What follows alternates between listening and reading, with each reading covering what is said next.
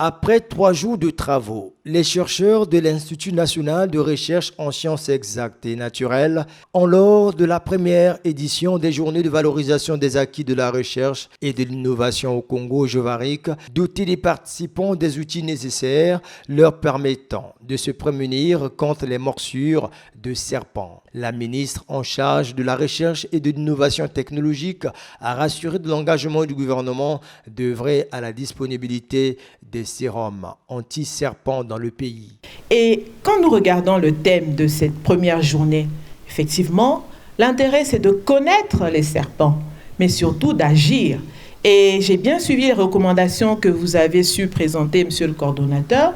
Il en ressort notamment qu'au-delà de la connaissance, nous devons être en mesure de produire de l'antivenin à moindre coût pour rendre justement cet antivenin accessible.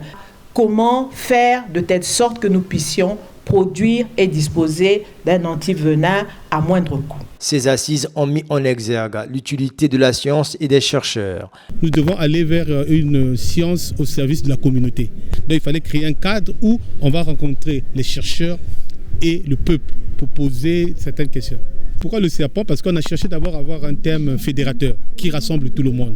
La première édition des journées de valorisation des acquis de la recherche et de l'innovation au Congo-Jovarique qui s'est tenue sous le thème « Les serpents en République du Congo, intérêt, dangerosité et prise en charge des patients en cas de morsure » a été ponctuée par la remise d'un groupe électrogène par la ministre Delphine Edith Emmanuel à l'Institut national de recherche en sciences exactes et naturelles, une dotation qui va leur permettre de continuer la recherche en cas de coupure d'électricité.